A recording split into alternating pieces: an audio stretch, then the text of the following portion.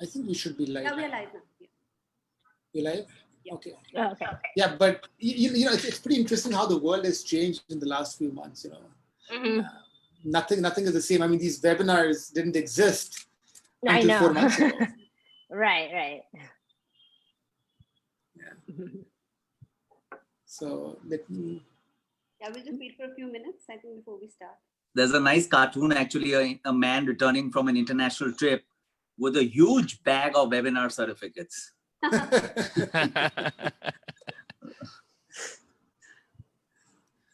it's It's everything is become convenient. everything has changed. Yeah, things have changed. Yeah. So why don't we? Should we start?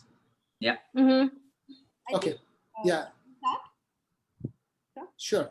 Let's start, Sonia. I think it's 7:30 now. So 7:35. you know, people will keep joining in. Okay. So hello and welcome everyone. Welcome to our Facebook Live. Today we have, you know, we are now, I think, on month number 8 of knowing about the COVID-19 and the coronavirus. And today we have the full star cast. You know, when you think of corona, when you think of COVID, you think of people who have, when you look at different specialties in medicine who treat COVID. And today we actually have people from all different specialties who treat COVID, and all of them are medical experts. So, you know, let me introduce you to the panel that we have today. It's very proud to have such a good panel. We have Dr. Prateek Samdani. He's a popular face with us on Voice of Health. He is a very renowned and a senior physician and intensivist in Mumbai. He's practicing at Breach Candy. He's been the associate professor at JJ Hospital. He has a medical clientele which includes the who's who of the city and of the country, and I'm proud that he's joined us today. Welcome, Dr. Samdani. Thank you so much, Dr. Sonia Lal Gupta and Dr. Samir Gupta. And hello, Dr. Parekh and Dr. Siva. We have Dr. Parekh, Dr. Purvi Parekh.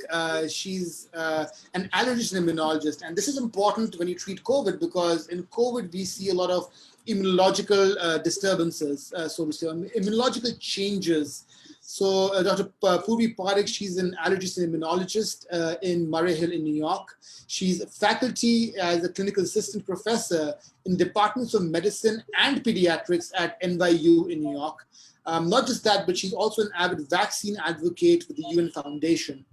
And Dr. Parekh is one of the investigators of the COVID-19 vaccine trials. So we're going to talk a lot about that, you know that. And she's also a popular choice on television.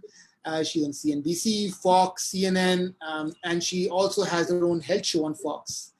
She was a past president of the New York Allergy and Asthma Society, and she was recently named in Emory University's inaugural 40 under 40 class, where she chose as an outstanding young alumni in her 20s and 30s. So welcome, Dr. Parekh. Thank you. We have with us pulmonary and critical care doctor, so Dr. Siva Sarva. So when you think of COVID, you think of medicine and intensivist, you think of allergy and immunology, and COVID is primarily a lung disease. And we have with us a American board certified pulmonary and critical care medicine doctor. His area of expertise are various lung diseases, but interestingly, he enrolled in and actually did a PhD in molecular sciences with emphasis on the highly contagious pulmonary infections. And he actually did a PhD in bioterrorism. Dr. Siva, we are going to pick your brain today. Rest assured. There are a lot of questions that people are going to ask us about bioterrorism. So they will all be towards you. He's also worked as associate. He's worked in the past as a professor at the University of Missouri. He's worked with the prestigious St. Jude's Children's Hospital, and also the University of Texas at San Antonio, and currently is practicing in a group in the Northeast Houston area. So welcome, Doctor. Thank you for having me, Samir.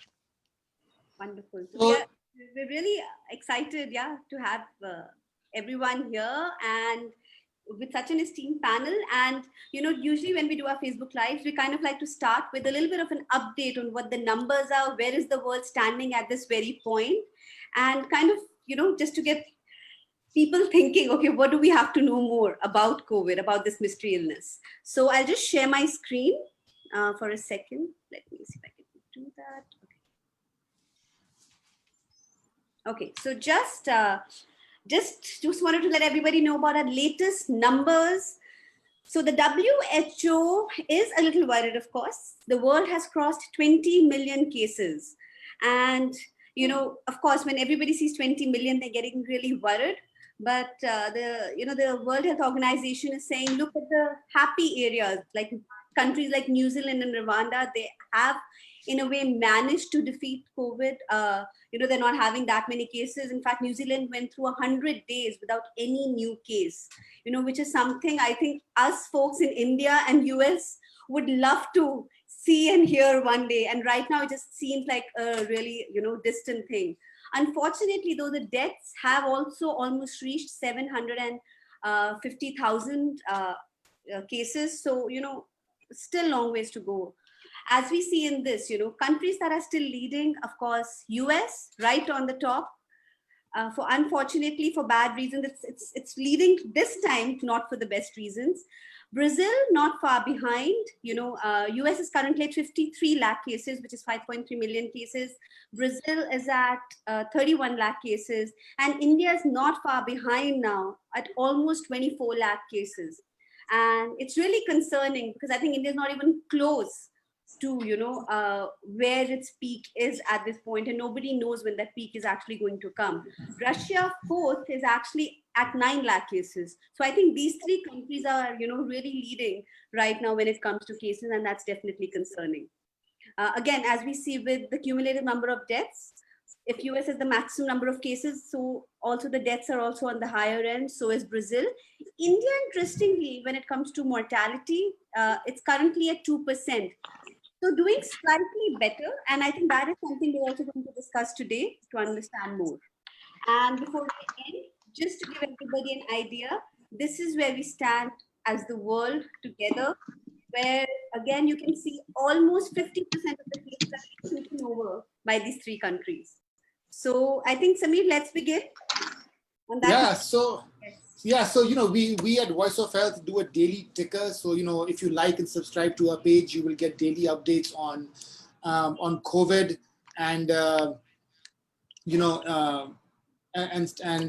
so you keep yourself up to date. So Sonia, do you want to stop sharing your screen? Yeah, I'll do that. So, so the world has completely changed. We talk about it all the time between India representation and the American representation, which we have today. We have close to about 40% of the world cases, 35 to 40% of the world cases. And, when we think of COVID, it's been a topsy-turvy journey, especially in America. In India, it's just been, the slope has just been going up. But when you think of America, you had this hump earlier on in April, things kind of stabilized. And now we're seeing a second wave, 1 million cases in Texas, where you are, Dr. Siva, 1 million cases in Florida, 1 million cases in California. But what are you guys seeing? What are you seeing as frontline healthcare workers, as medical experts? Dr. Siva, what are you seeing in Texas? I mean, how bad is it? It was bad a couple of weeks ago. What actually triggers COVID is too many people at one place. For whatever reason it may be. We had a couple of national holidays in United States, Memorial Day and July 4. And unfortunately,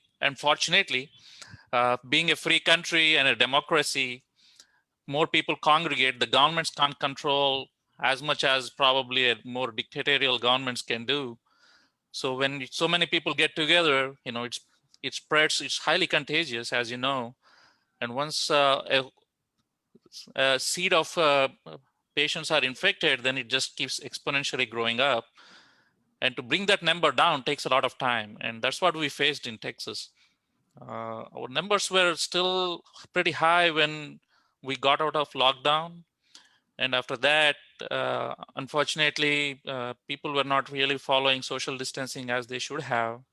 And by the time everybody realized the problem, it already got out of control. We almost reached 100% capacity of the whole Houston market, which is one of the biggest healthcare markets in the country and probably in the world. And we had to scramble to create more beds. At some point, I think in our hospital, we were close to 130% of capacity of ICU beds. And slowly now it has come down, again, with people realizing a lot of public service announcements and everything. We have come down, but we have not gone back to lockdown. So we still are kind of stopped opening up further, but we're still not back in lockdown like some states, I think, in India are doing. So it was bad. It was really bad, where even the biggest healthcare system was totally overwhelmed. So, I mean, when we look at, so from an Indian perspective, when we look at countries like the US, Dr. Parekh, if I come to you, you were in New York and now, you're in as well. So you've kind of seen the, right, when you were in New York. Right. It was, yeah. Why this difference? Like, is that delay is something that we're going to expect, like, all over? Do you think this is something that's going to follow through actually all over the world? Like, we'll see different pockets. Right. So, I think New York is a very good example of the importance of those kind of lockdown and social distancing measures, because at first in New York, we didn't take it seriously. And then New York was very, very bad in March, April, May. We were having, I think, 800, 900 deaths a day. Unfortunately, I know people very close to me that also passed away. I personally know 7 people that passed away, which is crazy, and of all ages, not just elderly, but young people as well, healthcare workers. So it was very, very bad. But then, New York became very, very strict in their lockdown, mask mandates. And then even now with reopening, we actually, waited until the curve was actually not flat, but going downwards, because everyone has this misconception that flat curve means 0 cases. That's not true. Flat just means there's a continuous amount of cases. They're still there. So, a lot of these other states, like Dr. Shiva said, reopened before they saw that downward trend, and New York was very careful about watching to make sure that there was consecutive 14 days of decreased cases, decreased deaths. They waited until all the hospitals had at least 1/3 capacity open before even considering even phase 1. So, and I think because they did that, the case numbers are still very low there, and now the governor there has put 35 states on quarantine. Most of the US is on quarantine. If you come to New York now, everyone's required for 14 days, to stay home unless you're an essential worker or you get a test or something. So I think that is a good example of how, why the lockdown is important. And unfortunately, places like Arizona, Texas, Florida is showing why reopening too fast couldn't be a problem, but yes, with this, there is a delay, right? Because we know that there is an incubation period of anywhere from 2 days to 14 days. So that's what also makes it very hard to control. Asymptomatic carriers, we have bad testing. Even our own testing in New York is horrible. Like, people are waiting 10, 14 days for a result. So it's very hard to stay on top of it, especially if you're asymptomatic, because you don't know what to do then, right? If you take a test and am I positive? Should I sit home, or am I okay to leave? So I think all of these things are contributing to the delay. Like, the virus has a natural delay, but then all of these systemic problems with the testing, with the lockdown, all of that is making the delay worse, So let me understand this. You said that there is like a lockdown of sorts. So out of like how severe is the lockdown in Texas or in Arizona or New York? I mean, in Delhi, for the most part, we are, I was looking at something today, like in Delhi where I live and where Sonia lives, except for public transportation, and the malls are open, schools and colleges are closed, education institutions are closed, but malls are open. Right. Most of the people are out in the streets. But one thing which is commendable is that everybody's wearing masks in India. Like, everybody's wearing a mask, even if the mask is on the chin for a little while, but then they put it right back up. So that's commendable. Right. But that's good. No, the lockdowns are not as strict as India, nowhere near. Even in New York, when we were the strictest, now we're opening up. We're between phase 3 and 4, but when we were the most strict, it was nowhere as strict as India or China or any of these countries. You know, that's the problem with America. Like, it's good, we have a lot of freedom, but it's also bad we have a lot of freedom, because, and then the mask issue is embarrassing. Like, people have made it way too political, you know. So yeah, it was nowhere near other places. And I know Dr. Shiva can probably talk about Texas too. It's a whole different dynamic there. And my in-laws live in Arizona. I saw it there too. It was people didn't take it seriously at all, you know. You know, Texas, you know, the problem, again, as Dr. Parikh has pointed out, it has become too politicized. Even simple common sense things like masks have become too politicized. And if you subscribe to certain ideology, you know, it almost is expected of you to kind of to a certain line, which is very unfortunate, you know, because this is more than a medical issue, a public health issue. So there is a lot of public health involvement and public's involvement for controlling the disease, of the spread of the disease and everything. As physicians, we can only take care of the sick people. But when, you know, to prevent the system from being overwhelmed, you need public participation. And that's where I think, unfortunately, it has become very politicized. The good thing is there are multiple levels of government, you know, like in India, in United States also, like Houston city, you know, it has a different political party than the Texas state. So there is some counterbalancing of the ideologies, but in the end, I think we have figured it out, and finally we got our numbers down. But you know, there is always that one-upmanship sometimes with ideologies, which lands us in trouble, being free societies and democracies, and that's the price we pay for being free, I guess. You know. Absolutely, and I think in India, from that perspective, you know, Dr. Samdani, like Delhi is becoming the state to suddenly, you know, flatten the curve, and we are doing great. Why Bombay? What's going on in Mumbai? Somehow, where's the struggle? I mean, the rains. Now we have it's raining cats and dogs. Plus, you have COVID, where there's no respite. How has Delhi done it, and somehow why is Bombay struggling? I mean, you're there in the forefront every day. So what's typically happened is, you know, contrary to the Americas and the states in America, India went to a forced lockdown very, very early. And being the largest democracy in the world, we almost had a dictatorship in terms of following the lockdown. And it was very firmly implemented both from the center and the states. Mumbai, you know, the problems of Mumbai, it's like similar problems of New York. Any capital, you know, financial capital city has large populations, huge migrant workers, less space, large density. You know, India is a poor country, so we have lesser restrooms, we have crowding that's immense. Public transport, the trains is the lifeline of Mumbai, the road transport, the buses are the lifelines of Mumbai. The trains are still off, they're only used for essential services. But one could only imagine if they had opened up. So I think it's sheer population. I don't think the Mumbaikar or the citizen of Mumbai is ill-disciplined. I think they're disciplined. They mustn't be disciplined to the core, but they're doing their best. It's the number. I think it's going to take a while. The unfortunate part is, which I was expecting, which I've been reiterating and echoing over the last couple of months, that the moment the migrant workers leave hubs like Mumbai, Delhi, Calcutta, Chennai, this is going to spread to tier 2, 3, 4 cities and small villages, which are anyway handicapped because of lack of great healthcare facilities, doctors, you know, everything else. So this is what is happening. So if you see Mumbai, south of Mumbai is now actually almost flattening, if not declining. But it's spread, it's like a ripple. So the first thrust came on Mumbai and then it's spreading like a ripple all across. And that's true for any other city and the country too. And as you go along, are you seeing like a difference in the type of cases you're seeing, like from what you maybe saw in the beginning of when, you know, things started getting bad in Bombay to, you know, what's happening now? So my personal experience is there's some good news for the Mumbaikar. People living in Mumbai are now suffering from a milder infection. When I say this, I don't say that we are not getting severe infections. I don't say we are not getting deaths. I don't say we are not getting post-infectious fibrosis or post-viral fibrosis. I'm not saying any one of those. We're getting strokes, heart attacks, kidney shutdown, every other injury that anyone in the world could see.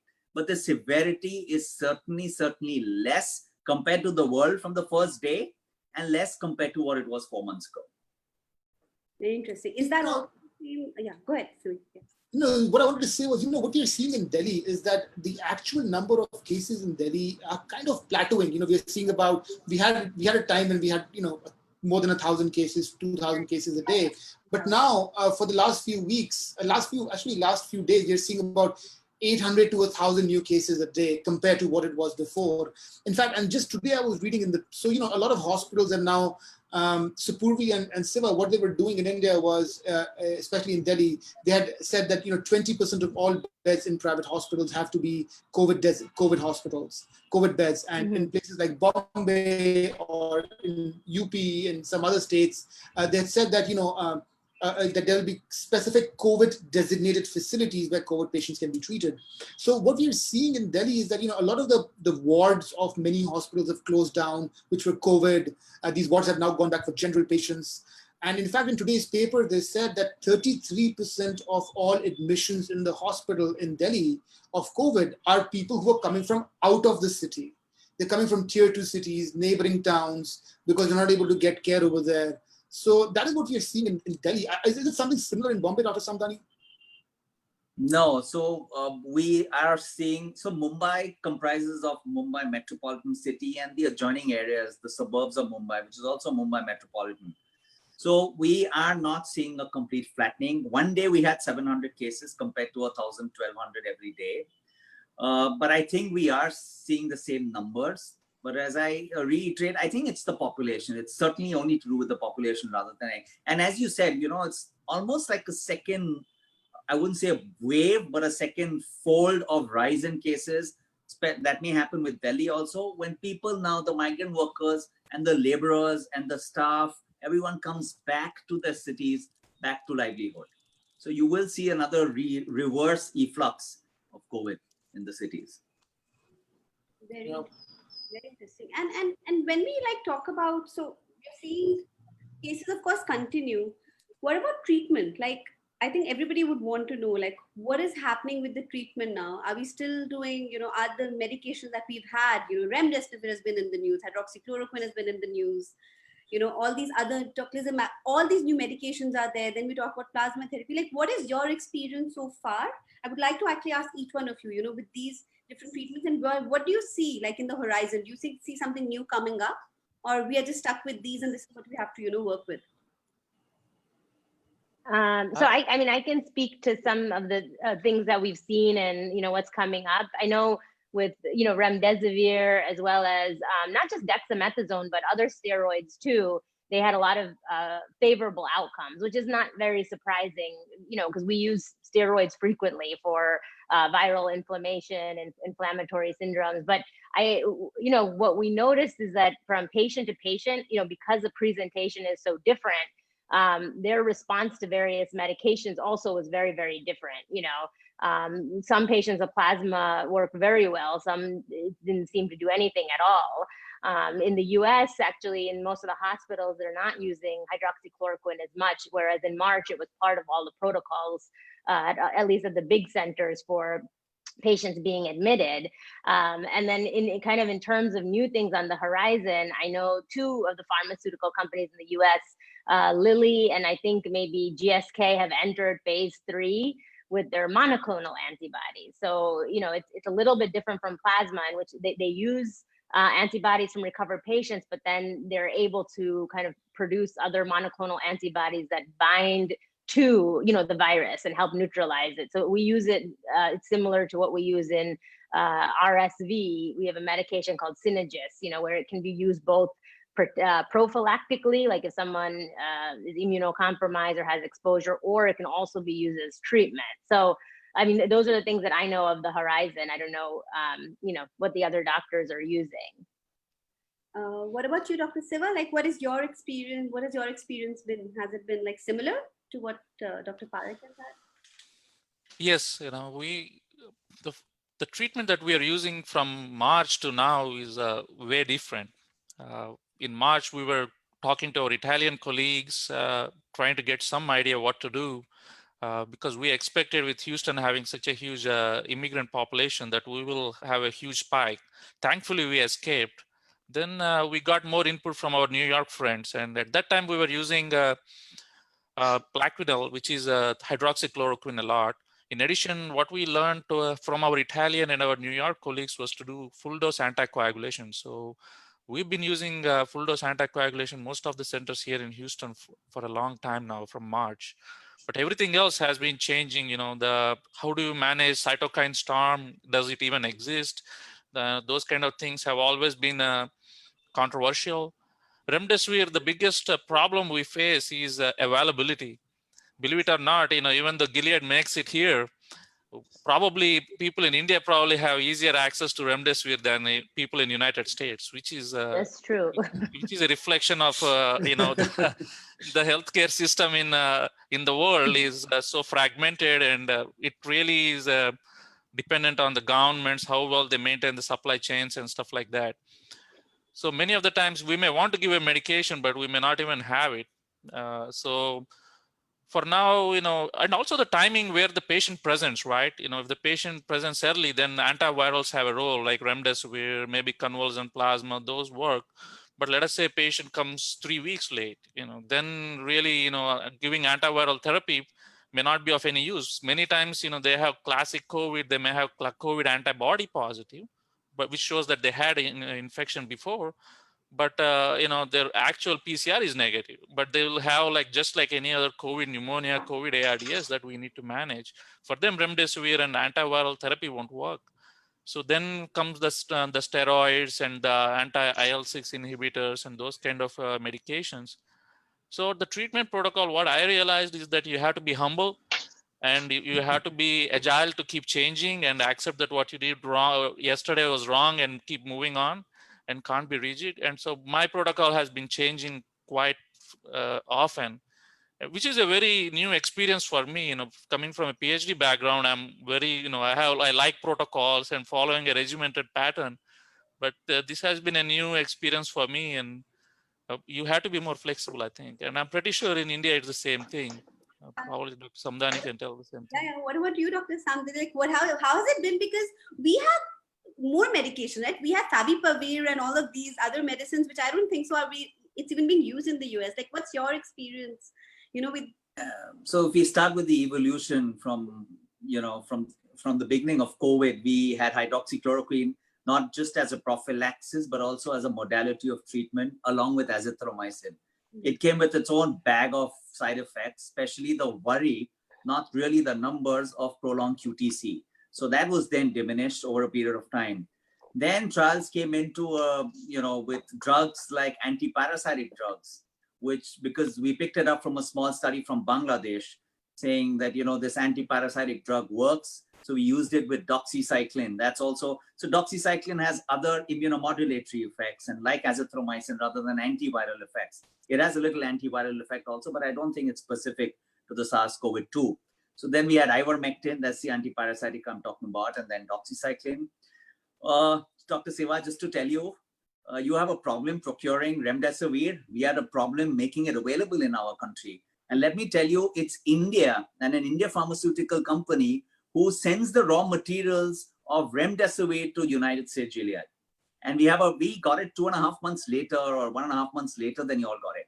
So it's still a problem of availability, but let me be honest, we are getting over that problem of availability. Now we have 6-7 companies who have come out with remdesivir. To my mind, I wouldn't call it as a game changer, but the first specific antiviral that we have. And I think if you use it, it's all about timing. If you use it early in the disease, it has a great effect. My personal experience has been excellent. The indication, because it's not approved, it can be used by a doctor on compassionate grounds. So there are guidelines that we have to follow. And unfortunately, we don't like too many guidelines, but we have to follow it. So someone who's got a moderate to severe disease, require oxygenation, is the person who used to use it. But I think that can vary. You don't have to have a severe disease. If you have so many comorbidities, I think you can still use it early on the disease, and it works well. We started with 10 days therapy, and then now we've come down to 5 days, up to 7 days, and up to last 10 days. We had ritonavir and lopinavir, the two antiretrovirals initially used, the protease inhibitors for HIV. That's been thrown off by the Solidarity trial. Again, QTC prolongation and not being so efficacious. So that's off. So and then we have favipiravir, which is an antiviral, which was used in Japan actually for flu. So that's the advantage of favipiravir, that's oral. Remdesivir is only intravenous, so you have to be in hospital. So favipiravir, I think it works only for mild disease. I cannot make a statement to say it doesn't work, because 60%, 65% of COVIDs anyway recover on their own. You don't need any drugs, you just need supportive therapy. So I would agree with Dr. Srivastava that we use anticoagulation, we use a lot of heparin. If the D-dimers are high, or even during discharge, we continue an oral novel on oral anticoagulant at home for about 2 weeks until the D-dimers drop down. And we start using heparin immediately. We have other drugs like interleukin-6 inhibitors, the monoclonal antibodies, tocilizumab. It's a great drug. It is, I do believe that there is a cytokine storm. My personal experience, patients typically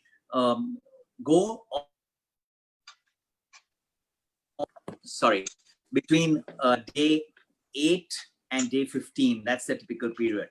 So that's the time we should use tocilizumab. I am watchful and wary of using tocilizumab as a bedsheet treatment. It beats your immune system. It's an interleukin-6 inhibitor, so it causes sepsis. So you have to be careful. It's not a no-no drug. Of course, the latest trial says that it's not save lives, but I think when used appropriately, it's a great drug. I would not use a second dose, although there's a recommendation to use a second dose. We will have sarilumab in future. That's also a monoclonal antibody. We'll have lenizumab, which is also a monoclonal antibody. We'll have CD24FC, which is a drug that's being discovered as an anti-SARS-CoV-2, as an antiviral and an immunomodulator. There's a new drug, which I shouldn't be disclosing it, but some trials are going on here. So we're waiting for those drugs, which is an antiviral also, which works at a different site of the virus. So we have we've emerged and evolved over treatments. And I think our patients are doing extremely well, extremely well. We support them. Needless to say, it's not just the drugs. You need to support them with high flow oxygen, delay intubation. We have started using BiPAPs. We don't use nebulizers unless you have a closed nebulizer, because that can cause aerosol transmission. So all those things are taken care of, and our results have been good. Great. So basically, one thing which I want to ask all of you is that, India had the benefit that we started 3 months later than New York or Italy or Spain. We had a head start, so we had learned a lot. But are you seeing, like, in your personal anecdotal experience, are you guys seeing, like, just a quick 1 line or 2 lines about lesser mortality today with the infection than what you were seeing about 4 or 5 months ago? Definitely.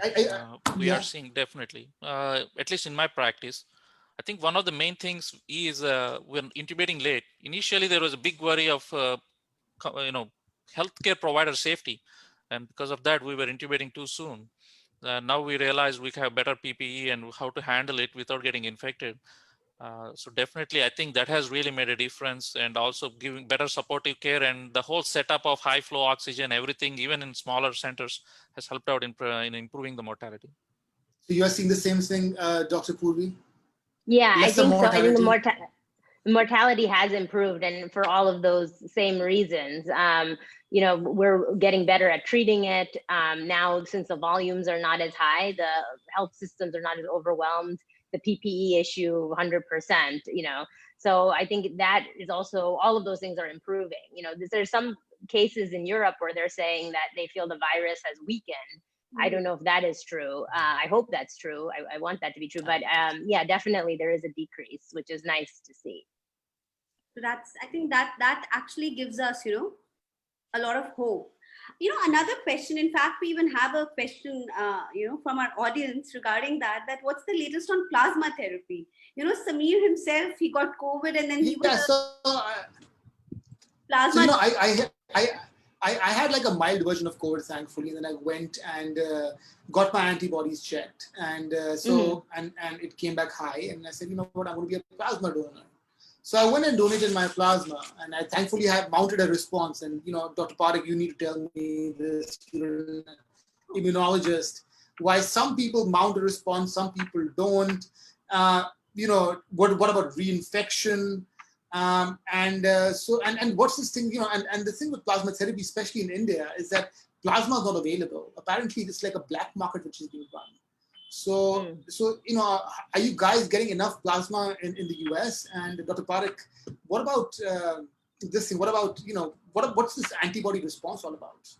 Right. So, the short answer is we don't know, like many things with this virus, why, some people get very sick, some don't at all.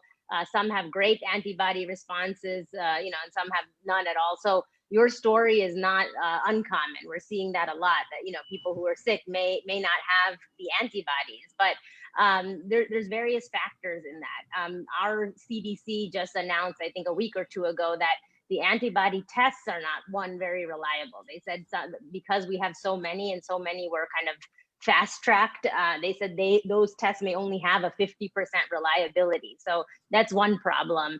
The other problem is we're still learning a lot about the immunity to COVID, and it might not be only antibodies. That might only be half of the story, because we're finding that a lot of people who didn't get sick, the answer was actually in their T cells, not in their antibodies. And people who did well, they had some type of protective T cell immunity from being exposed to other coronaviruses. And what we saw in the very, very sick patients, like in the ICU, those who were undergoing cytokine storm, all of those patients had very low T cells. They were all lymphopenic. And then when they looked further, they found that those T cells weren't working well. They had what was something called T cell exhaustion. So I think that it's more than just the antibodies. So for some people, they do mount a very good antibody response. I'm working on some of the vaccine trials, and so far, at least with some of the companies like Pfizer, Moderna, and AstraZeneca, Oxford, they've actually been showing very good antibody responses, and it shows those antibodies are working against the virus. But what we're looking at is the T cell responses, because I think the antibody is only part of the story. And especially with the Oxford vaccine, they found that one had good T cell response and good antibody response. And in viruses in general, we know that T cells are very important, specifically at one type called a natural killer cell. But we think maybe that the clue as to why some people immune system was able to fight this versus not is more than just the antibody. I think it's both things. I think that's very interesting. So just to make the audience understand, so let's take it in two scenarios, right? Here we have, so there are people who get sick, who actually get the virus, and then they mount. Right. And then with vaccine, you're basically giving a weakened version of that. Right. And it's not even like sometimes showing that the response, they're mounting it, but in the true picture of it, not everybody's mounting it. So right. So it's not really even a weakened virus, actually. So many of the vaccines are basically just tricking the immune system into mounting this response. So the mRNA vaccines are basically only giving part of the information to your body, that this, M spike of the virus has been around. And the same for the Oxford vaccine, they use another vector to deliver kind of genetic information. So we're not even really using weakened viruses even for that. But I think what it's doing is it stimulates the immune system to recognize that this, virus is there, and then start mounting that response, and we're looking for the most efficient and best way to do that, And now the next question will be, okay, that's great that it's working now in the short term, but how long will this immunity last? And that nobody knows, And before we, talk, this one big question which everybody has, Russia and the vaccine. I think that we've had like almost, I think, 4 or 5 people asking us this. So what is your take on it? You've been in trials, you've been doing clinical trials in the US yourself. Right. And we wake up to this news that Russia is like, here I am, with this vaccine. Yeah, so that's a good question. My thought is, one, Russia is not being very transparent about their data from the initial stages of the vaccine, and we don't even know how far along they are in the testing. So I don't know if they're at phase 2 or 3 or 4. So that is a concern, because even though we want this vaccine quickly, we obviously want it to be safe and effective. So that's the whole point. We have the different stages, and even in the US now, we've started stage 3, which is a big widespread testing of 30,000 people for each vaccine before the FDA can approve it. But even that is at a very fast speed. Like, we're developing something in months, which normally take years, So I have concerns about Russia, especially if they're not being open with their information, because okay, if you have all of this and it's so great, like, publish it for the world to see, So that is my concern, that why is there no transparency? But in the US, at least, we're on phase 3. I would feel comfortable getting the vaccine, after if the phase 3 continued to show the good results from phase 1 and 2. We don't know how long it will last, but at least so far it seems that the side effects are not terrible, which is good, very self-limiting, and minor, temporary, and then it seems to be working so far. So, Question I get, sorry.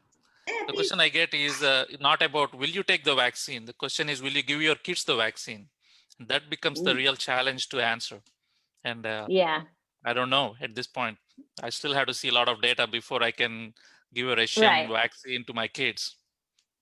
Yeah. I mean, my own parents, I'm trying to get them into one of the studies. I mean, it's not children, but I think, I feel comfortable enough to see. I mean, they might get the placebo, but, at this point, I feel like some protection is better than none, but, Dr. Siva, you've done a PhD in bioterrorism.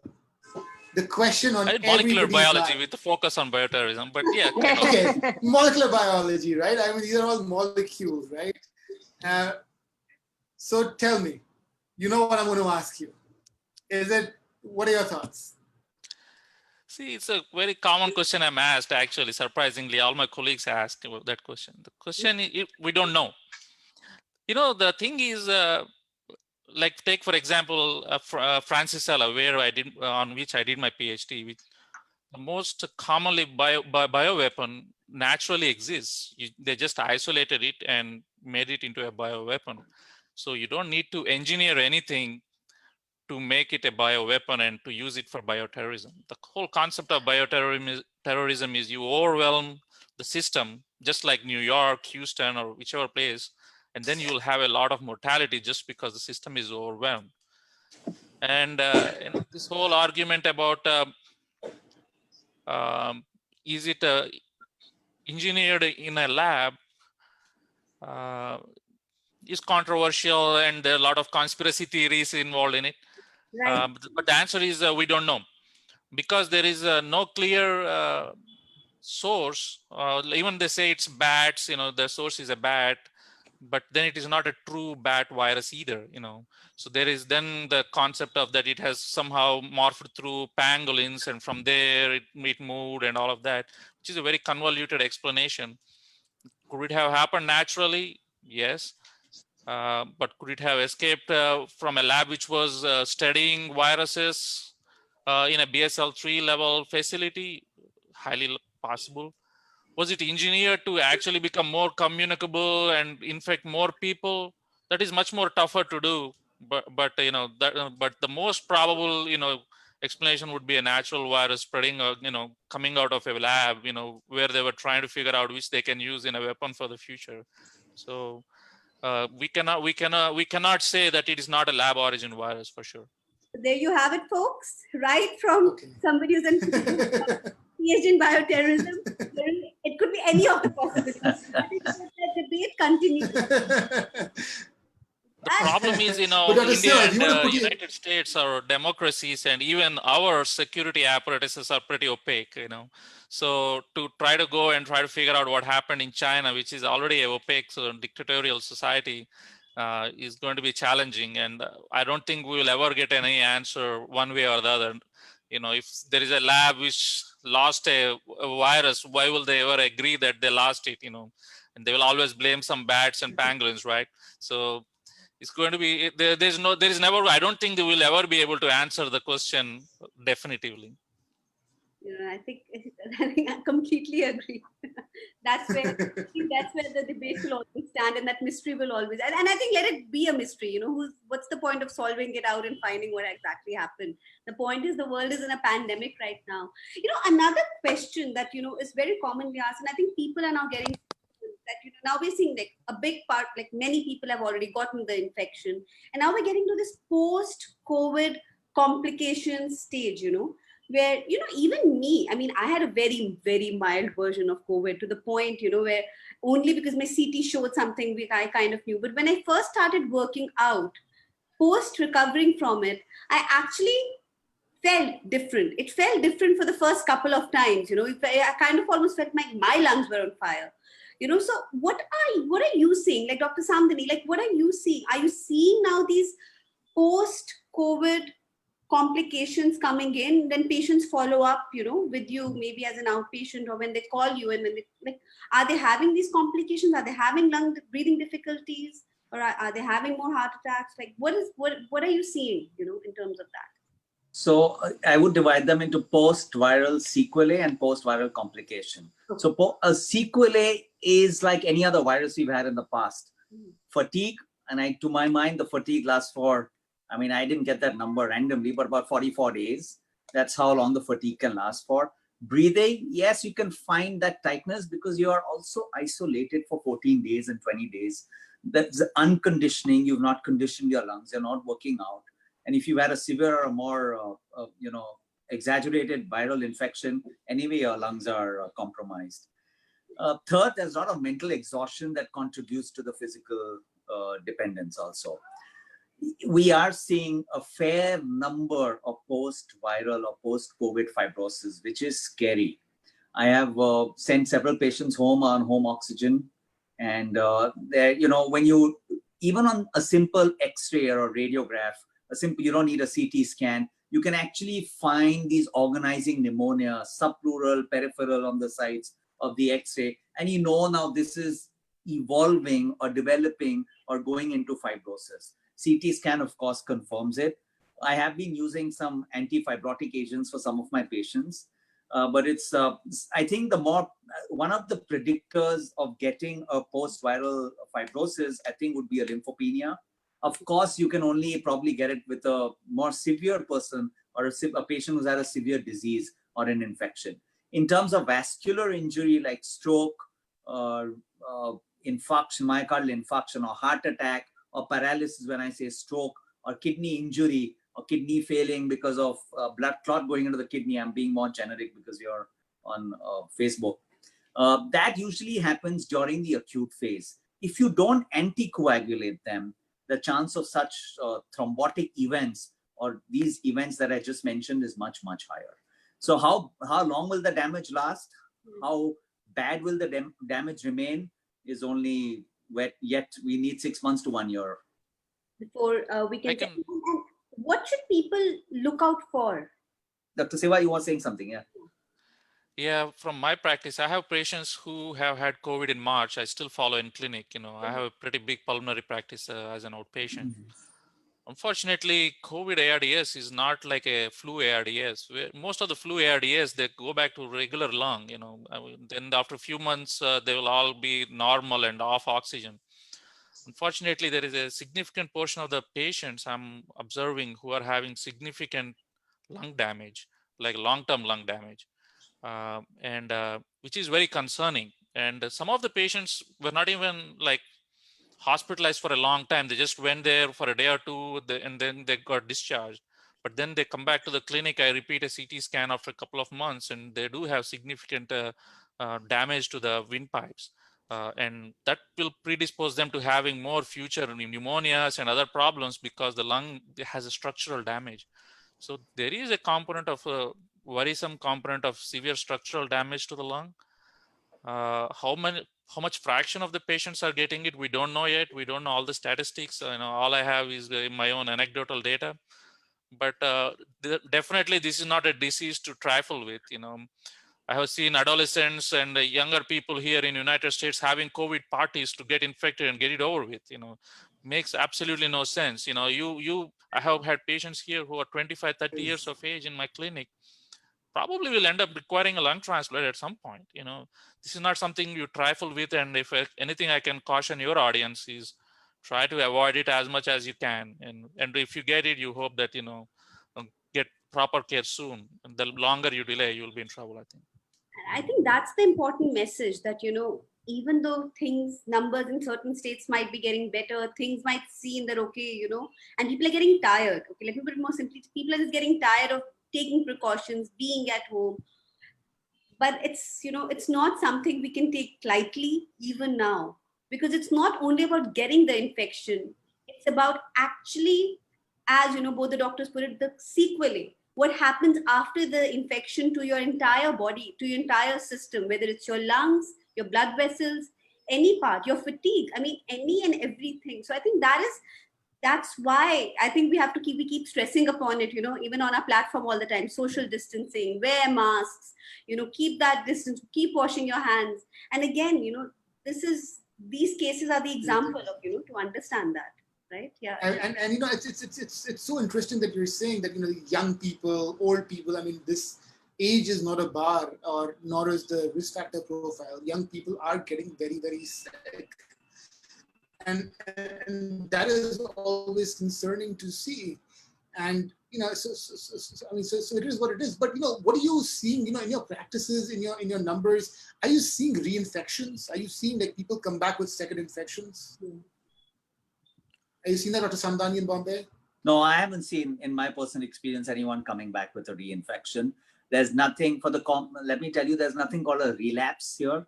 That means, most people ask you when they go home or when they're consulting you, they're saying, will I get a relapse of this? There's nothing like a relapse. Within 10 days, the chance of infecting others or infectivity goes away.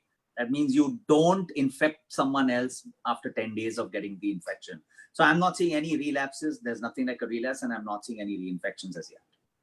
Okay. I don't know what's going to happen if your antibodies are going to die out in 3 months, and that's the mean time that studies have shown.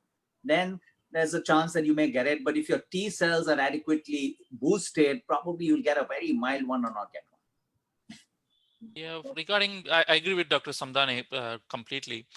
The issue is, all this comment about reinfection, everything is all based on PCR tests. You did a PCR test after 2 weeks, you were negative, then you repeat it after a week, then again you are positive. So now are you reinfected, relapsed, all this? The question is, was the negative test even reliably done properly? Or, there was some technical error with that test? Or there are just empty virus fragments just coming out of your nasopharynx? What the real test would be like in a BSL-3 lab to do like viral plaque assays. It's so labor intensive, nobody does it. I used to, like in our lab, our colleague labs used to do it when I was doing bioterrorism research.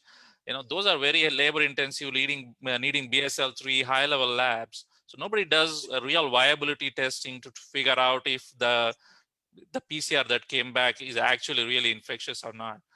So I agree with Dr. Samdani. I have not seen any big reinfection, relapses, those kind of things. Once your symptoms start getting better, your fever starts going out, and you start getting better, generally you stay better. Very few actually have a rebound. So you're saying that since I've recovered from COVID, I can take my mask out in slow motion and walk on the street? No, I'm not going to do that. That was a joke. Important question. That was a joke. But that's an important question, I think, for people, that just because someone or somebody has had COVID, that does not mean that they become laid back or they become superheroes of sorts. It's not the case, right? That means they're still at a risk. That's basically it's about social responsibility. You have to set an example, right? Especially physicians like us. Yes. Whenever I go, I always wear my scrubs and all that. I junked all my nice clothes because of COVID. But wherever you go, people watch. And if you're not wearing a mask, and people think, there's a doctor not wearing a mask. So even if you had gotten it, you have to set an example for the rest of the community. People who look up to you and all of that. So I think and also, like Dr. Samdani said, there is a worry that the antibodies may start going down after a few months, and it may vary from individual to individual. We are not going on checking every week your antibody titer. So at what point did your antibody titer go back to low? And do you have enough T cell immunity to prevent a reinfection? That all will come out in the next few years. At this point of time, we don't know all that. So you Yes. still have to be careful. And Dr. Siva, we live in a country where tuberculosis is so rampant. If not for COVID, at least for the sake of other respiratory infections, at last we've had a massive surge in a short period of a disease. It will help protect and transmit tuberculosis, other viral infections also.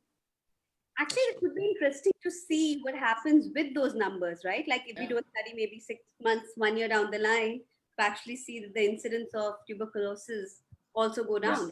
Yeah. And that's something I always wondered, that when there was the 3-week lockdown and everybody was home eating home cooked food, there was no diarrhea, right? Nobody was getting typhoid and cholera anymore because everybody was eating food at home. They were not eating street food because there were no street vendors. So I wonder if that also had some benefit.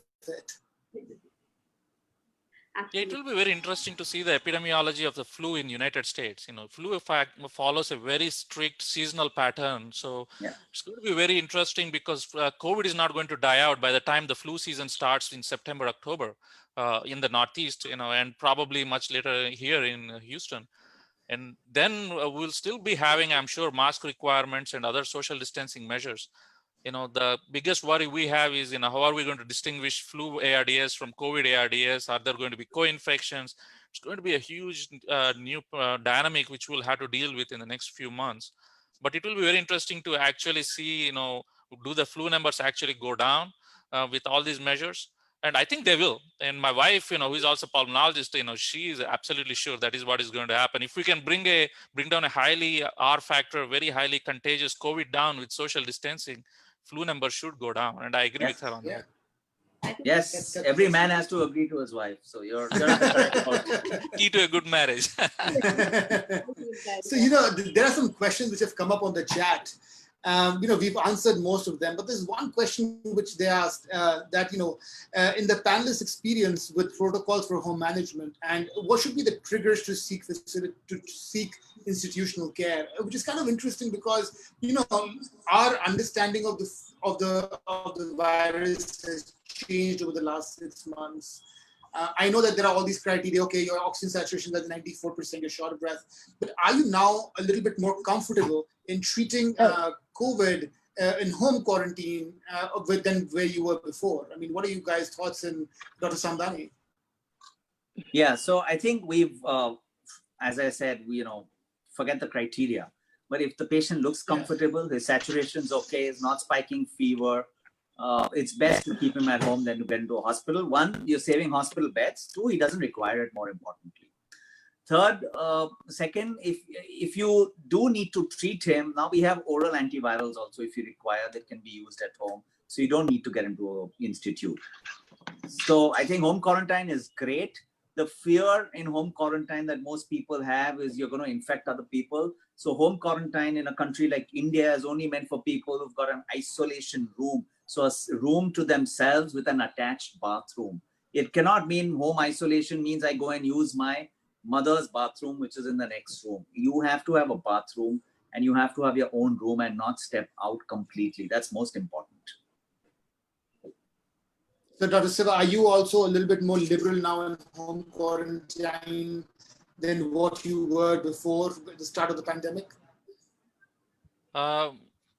The start of the pandemic, we were trying to prevent the spread of the disease, like, prevent community spread and this kind of stuff. We were doing more contact tracing and all of that. So definitely we put in even more less symptomatic patients in. But now I think we have come to a stage in Houston where we went the other extreme. When we were really spiking, where our numbers are very, very high, we were actually sending people who probably would have been in the hospital home because we just didn't have a bed. And then you just have to prioritize, who are you going to take and who you're going to take a risk. You would give them a pulse oximeter and tell them go home, and if you get sick, come back. And unfortunately, many of them came back sicker. But it's just a function of the availability of beds and resources. And that's the good thing about buying more time and flattening the curve, is you can actually build up your bed capacity and other medical ancillary services and home oxygen. You can just say, oh, now we are sending more people home because now we can set up more people at home on oxygen. Like when in February, we didn't have that much capacity to provide so much home oxygen, even in Houston and big cities. So, we definitely are sending more people home because there is more education among the public, and there is more support as an outpatient, where we can actually send them out with pulse oximeters. People know now what pulse oximeter is. They have them at home. And in March, when the peak hit, we ran out in the United States. Believe it or not, you can't buy a thermometer. We ran out of thermometers in the United States. At least in Houston area, I could not go buy a thermometer anywhere because everybody was just buying it up and hoarding them. So I Yeah. think we are sending more people out. We have more understanding now, and 4 liters of oxygen is where is my cutoff. At that point, I put them in the hospital. Till that time, they can even be on oxygen and stay at home, and they should be safe. I think it's very humbling also for, I think, everybody in India. We criticize a lot of, we love criticizing our country. It's a very inbuilt thing in Indians usually, but even in Houston, a thermometer wasn't available. So situations happen. I think we just you kind of look into your own flaw and the grass looks greener on the other side. But on that note, let's look on the positive ends in India too. I think it just gives. No, I think we've done phenomenally well, compared to anywhere else, because we started off with a crippled healthcare system, and we continue with the crippled, but we've ramped up very much faster and good. You can't satisfy every soul. It's population again I come to, but I think we've done extremely well. I completely agree, right? I think with the COVID task forces that we formed in our hospital, everybody was on top of everything as soon as possible with whatever resources we all had. And I think try to do our best. And seeing India's population and what India's density is, I think India's still definitely done, extremely well in terms of that. I think it's been fantastic. I mean, you look at it now. We are the second largest PPE producer in the world. And 6 months ago, we didn't even know what a PPE was. Forget making one.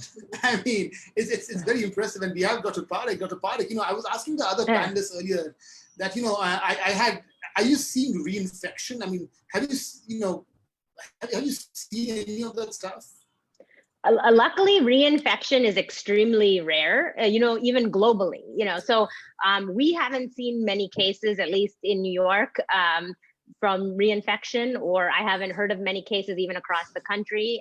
But even globally, the few cases that they thought they had seen in South Korea and Japan, not all of them, I think, proved to be reinfection in the end. Some of them, may have had false negatives and they were cleared too early, but were still sick. So luckily, it is very, very rare. It's probably still possible, but I don't think it's very common, which is good news, I think, for all of us. And then another note about India, I would argue you guys did better than even the US, because I think you all have a better understanding of public health crises than the US does. This is the first time I think US citizens have been forced to make certain sacrifices for public health, or, and it's in some ways it's a little bit embarrassing about, I would say even the American culture, but I think India was able to mobilize quickly, move quickly, and very efficiently, despite the large population, because India is used to dealing with public health crises with small resources, whereas America with a lot of resources, we dropped the ball. So, I agree with all of you on that.